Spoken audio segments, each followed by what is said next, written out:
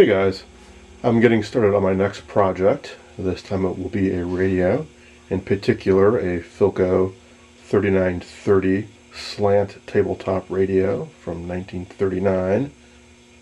I talked about it a bit recently in a two-part video where I also looked at an Admiral TV, so I'll just recap briefly. This is the second antique radio I ever got a few years back. At the time, I did a little bit of restoration. I buffed out the cabinet with some Howard's Restore finish. This is the original finish. It's in rather good condition, except the decals down here around the controls are not in the greatest condition. So I did buy some reproduction decals, and I want to try to very carefully sand off these old decals and apply new ones, and then put a few coats of clear gloss lacquer over them. I also stripped this bezel and repainted it, but I want to do it again. I think I can do a better job. This is actually brass, but it was painted originally, so it looks okay if you just strip it down and polish the brass, but it really is supposed to be more of a gold color. So I'll be repainting that. The push buttons were really deteriorated when I got this radio, which is quite common for the plastics they used back then. So I got a set of reproduction push button, and they work quite well. The plastic dial cover was also in really crummy shape, so I bought a reproduction, which I need to install. It's basically just clear plastic that's kind of like vacuum formed, or there's another technique where you can take a couple sheets of thin plywood and cut out the shape in one of them, and put a sheet of plastic between the two, heat it up, mush it down, let it cool, and essentially you form a piece of plastic like this.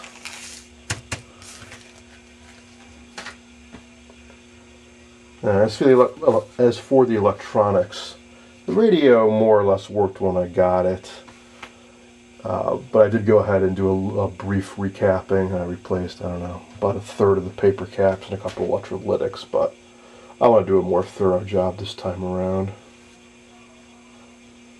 Also, there's some nasty deteriorating wire.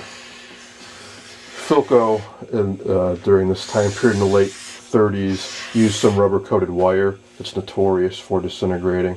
The rubber gets hard over time, then it starts to fall away from the wires, leaving bare wires exposed, which is a really bad thing.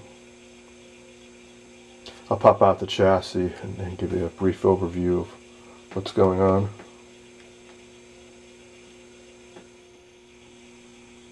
Here's the chassis.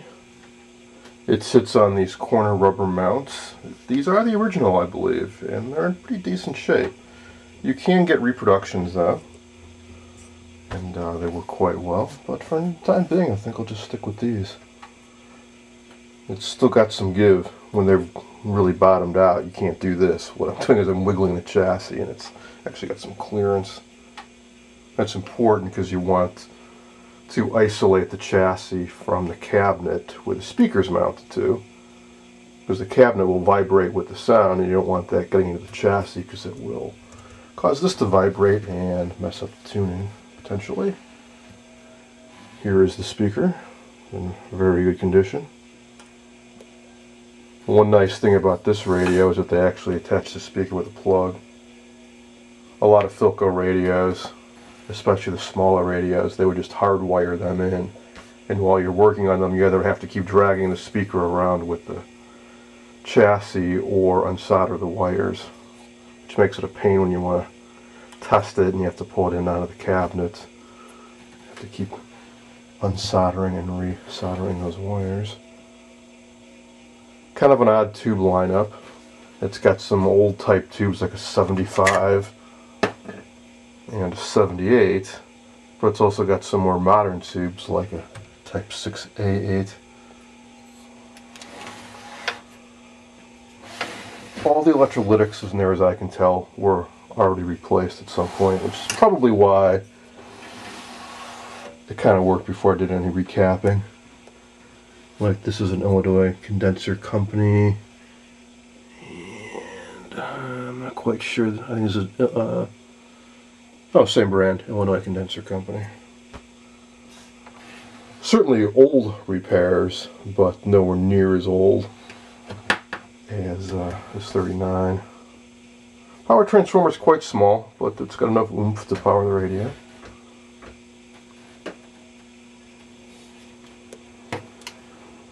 So here's the underside. It's a fairly basic radio.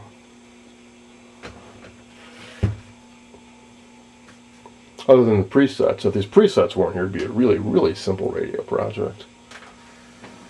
So the way these presets work is there's a mechanical switch bank here that engages one of these coils and capacitors. So there's a trimmer capacitor in the back. I believe you adjust those to set the station.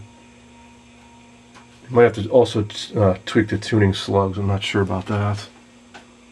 But basically the one that's selected, this gets put into the local oscillator circuit and it tunes in that station.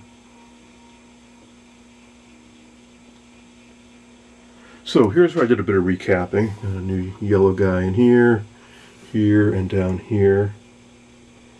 I'm not sure if I replaced this power resistor or if the previous owner did, but it's certainly not the original. And here's where I tacked in an electrolytic. I do have the genuine service info. You can download it for free from the website Nostalgia Air, but those reproductions are not the highest quality and it can be pretty hard to read. So when I saw this pop up on eBay, I went for it. So here it explains how you adjust the push buttons for presets. We'll explore that more once I get the radio working properly. Here's a schematic, parts locator, a parts list that's actually legible.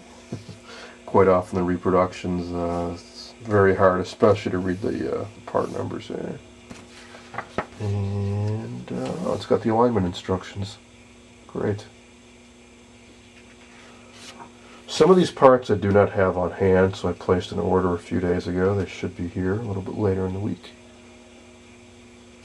In the meantime, I want to get started on replacing that crumbling wire I mentioned, which is this stuff in here. Unfortunately, all this nasty wire are the wires coming directly out of the power transformer and this guy, which I think is a choke. So they're not like wires like in here where you can just unsolder each end and replace the wire. These go right inside of the transformer. So you got a couple choices. One, you could just, well, tease all the old insulation off, unsolder one end, and then slide something like heat shrink tubing over the length of it. Or you could do what I'm going to try to do, which is to unsolder the various connections to the transformer, pop the transformer out, try to open up the clamshells, and actually try to replace the wires as deep inside that transformer as I can. The choke, I'm not going to be able to do that unless I unwrap the paper, which I do not want to do. So for that, I will have to just well, do the best I can.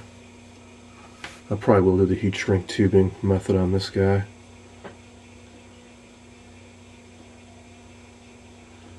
And for the rest, I will restuff these caps. It's kind of a shame that when I replace these guys, I don't think I kept the original Philco paper caps. I may have, though. I've gotten to the habit early on of saving all the capacitors that are branded. So I've got this can, and I think a box somewhere, that are just filled with, like this is Motorola capacitor. So it's entirely possible that if I dig through here, I'll find some Philcos that I could use. Of course, it's not required by any means. I could certainly just go with replacing all the paper caps with the modern ones and let it go with that. But I think it's nice when you've got the original parts and they've got the original part numbers on them and so on. Because those part numbers actually match up to what's on the schematic. Or what's here. So these part numbers listed here, that's actually the same as the number that's printed right on here. So just for, you know, historical sake, and I think it's nice to keep that stuff intact. So first up, let's see about this transformer. How is it mounted? Alright, looks like there's one screw on the other side. I hope when I take these screws out, that this clamshell will come apart.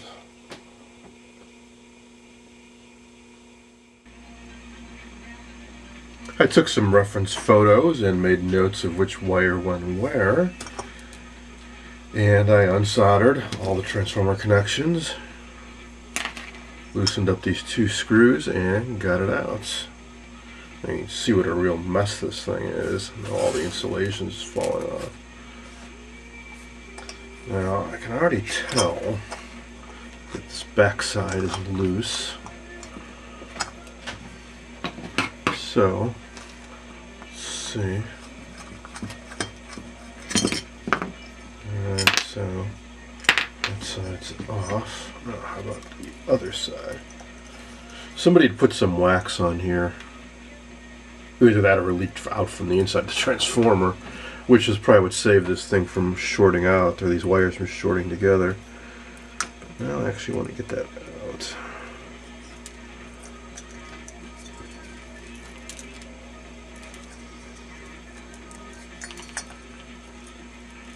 Need a soldering iron to melt that wax a bit.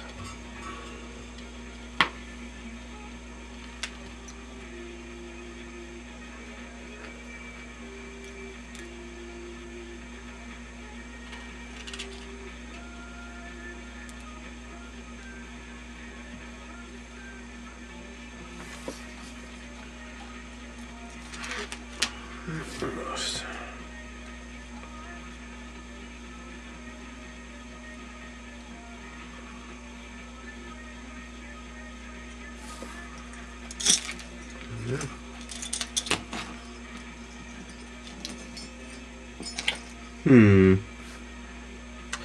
I was hoping it might be like some other transformers I've seen where transformer windings get exposed and there's kind of a tab where there are the external wires soldered to the internal wires. But here it looks like if that is the case, it's under layers of paper and wax and such. Oh, here we go. You can see the wires going along the bottom here. Well, I don't want to mess with that, so I think what I'll do is pick a good spot on each of these, cut the wire and the insulation back, splice in a new wire, put some heat shrink tubing over it, and then feed it out through the opening. And I'll match up the same colors. I think we have white, yellow, green, and black.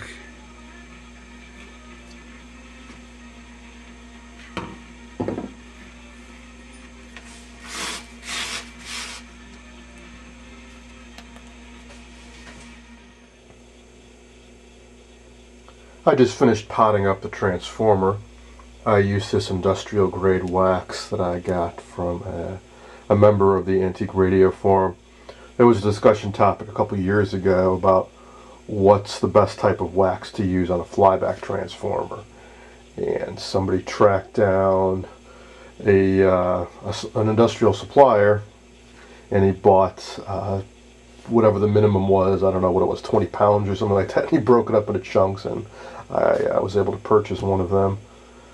So this is higher grade than like a paraffin or a beeswax. This is, I'd melt at a higher temperature and it's more pure. So what I did is I just chipped off a bit and kind of worked it in there, and then used a heat gun to melt it in. And that should hold up quite well, I hope. So next I will gather these up, thread them through this, and I'll check for continuity and such first too, of course, and then maybe hook it up to some power and make sure that it's actually still good.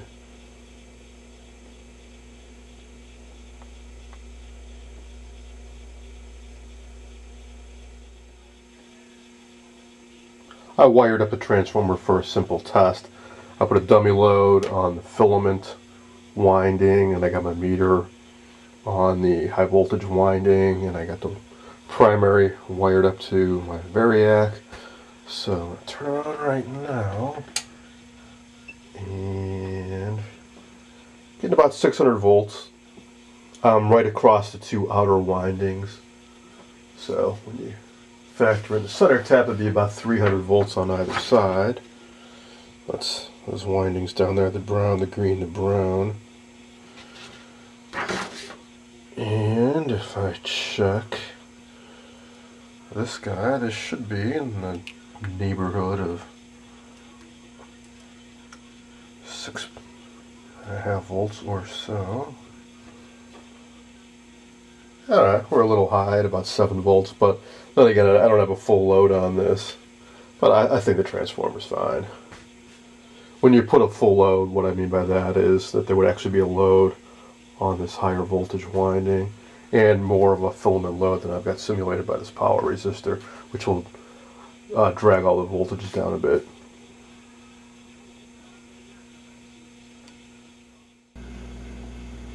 I've dumped out some of the old components I've saved from restoration projects over the years, and I'm sorting through them, and so far I have found some old Philco paper capacitors. I haven't checked the part numbers yet, so I'm not sure if these are correct or not, but that's a good sign I've at least got some, so I could probably use these. At least they say Philco on them. Also found some Motorola's. I'll set these aside because I do plan on restuffing some some Motorola TVs in upcoming projects. I also think it's kind of fun to see some of these old logos, like this is the Dwarf Tiger type capacitor from Cornell Dublier. But most of these are fairly generic types. A lot of mica molds, which are just horribly bad capacitors. And I've also got some old resistors and mica caps mixed in here too.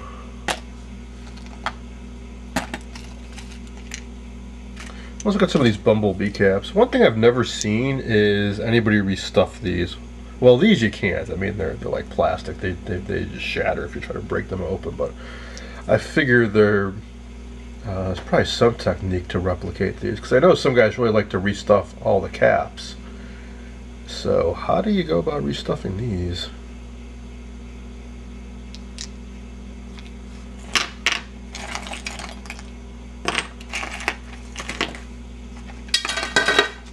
Luckily the Philcos are fairly easy to pick out, because they have kind of a more distinct brown look to them than the others do. There's a Philco.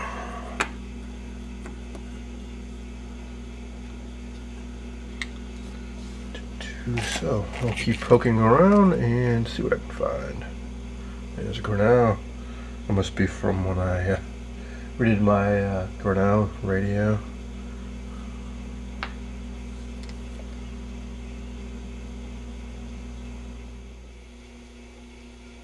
I finished digging through that pile of capacitors, and here's what I found. I'm still missing some of the types this radio had originally. For example, originally there was a 0.03 microfarad tubular, part number 30-4449. I just don't have one, so I'll just solder in the new capacitor, just looking like this. If I ever come across the original type old capacitor, maybe I'll restuff it. It makes no difference whatsoever electrically. I just thought it'd be neat to get this thing looking back to the original stock look. The parts I ordered have arrived, so between these parts and what I've got on hand, I should have everything that I need. For the electrolytics, well, let's see, the original had an 8 microfarad at 400 volt and two 16 microfarad at 250. I went with an 8 microfarad at 450 volt and a couple 18 microfarad at 350 volt. Generally, it's fine to go up in capacitance 20-30%, and going higher in voltage is always fine. In fact, it's a good idea. Just gives you some overhead. Capacitors should last a long time. For this 8 microfarad, I splurged a little bit and got a Sprague atom. These are generally regarded to be some of the best capacitors you can buy. Totally not necessary for this radio, but when I saw them and they weren't that expensive, I think it was like $4 for this cap. I thought it'd be neat to get one because I've never actually owned one of these or used one of these on any project before. The other two are just more common Michigans. And as for the other caps, now there are some somewhat oddball values in this radio, like a 0.006 microfarad. The closest modern equivalents are 0.0056 and 0.0068. I was able to pick up some 0.0068, and these are orange drop, which are also very good capacitors. But unfortunately the leads come out both along one side instead of out of the end, so I'll just have to bend these leads over. Likewise, the 0.033s were a little hard to find, so I had to get this style. But for all the rest, I got these axial styles, so I'll be able to wire them in no problem. Because all the originals were axial styles, like these guys up here, so imagine taking this capacitor out. I'll melt the insides out, put one of these inside, seal it back up, and then remount it in the radio. Transformer, it's all been screwed back together, and I plugged up the end with a little bit of wax, so I'm ready to remount that. I will save that for the next video.